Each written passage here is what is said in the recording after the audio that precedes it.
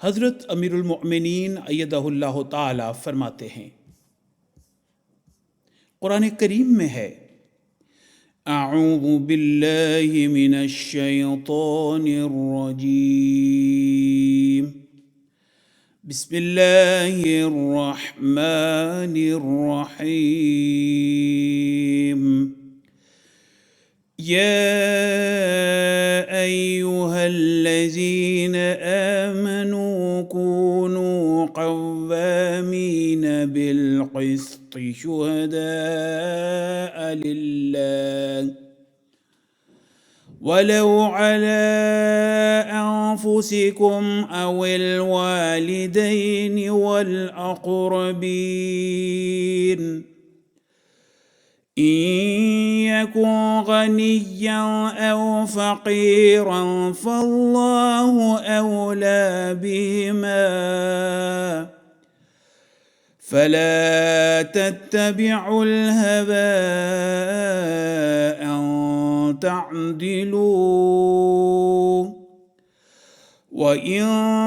تلووا أو تعرضوا فإن الله كان بما تعملون خبيرا۔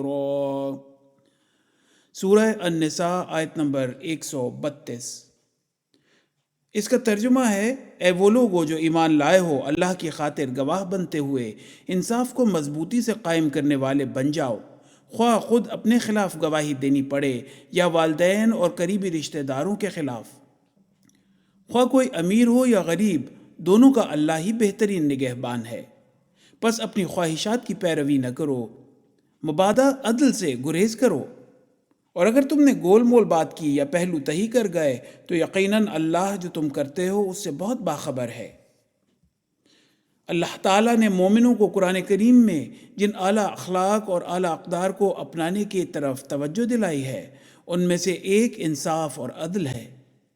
جس پر عمل کرنا، جس پر قائم ہونا اور جس کو چلانا مومنوں پر فرض ہے۔ جیسا کہ اس آیت میں فرمایا کہ جو مرضی حالات ہو جائیں، جیسے بھی حالات ہو جائیں، تم نے انصاف اور امن کا دامن ہاتھ سے نہیں چھوڑنا اور ہمیشہ سچ کا ساتھ دینا ہے۔ حضرت اقدس مسیح موعود علیہ السلام کے زمانے میں ایک دفعہ عیسائیوں نے یہ اعتراض کیا کہ نعوذ باللہ حضرت صلی اللہ علیہ وسلم نے بعض جگہ جھوٹ بولنے کی اجازت دی ہے۔ حضرت اقدس مسیح موعود علیہ السلام نے اور آیتوں کے علاوہ اس آیت کو بھی پیش فرمایا کہ اس کے بعد تم کس منہ سے یہ دعویٰ کر سکتے ہو کہ حضرت صلی اللہ علیہ وسلم نے یہ حکم دیا ہوگا۔ نیز یہ بھی فرمایا، انعام کا چیلنج دیا اور عیسائیوں کو للکارا کہ جس طرح سچ بولنے اور انصاف پر قائم رہنے کی تلقین قرآن کریم میں ہے، عیسائی اگر انجیل میں سے دکھا دیں تو ایک بڑی رقم آپ علیہ السلام نے فرمایا میں انعام کے طور پر پیش کروں گا، لیکن کسی کو جرت نہیں ہوئی کہ مقابلے میں آئے۔ تو یہ اللہ تعالیٰ کا ہم پر احسان ہے کہ اس زمانے میں حضرت اقدس مسیح موعود علیہ السلام کو ماننے کی اس نے توفیق عطا فرمائی، جنہوں نے ہمیں قرآن کریم کی چھپی ہوئی حکمت کی باتوں اور براہین کا ہمیں ہتھیار دیا۔ لیکن یہ ہتھیار صرف غیروں کے منہ بند کرنے کے لیے نہیں ہے، بلکہ یہ ایک حسین تعلیم ہے، اس کو ہم نے اپنے اوپر لاگو کرنا ہے۔ اگر اپنے گھر کی سطح پر، اپنے محلے کی سطح پر، اپنے ماحول میں اللہ تعالیٰ کا دیا ہوا یہ عدل کا نظام قائم نہ کیا تو ہمارے دنیا کی رہنمائی کے تمام دعوے کھوکھلے ہوں گے۔ حوالہ خطبہ جمعہ فرمودہ 5 مارچ 2004۔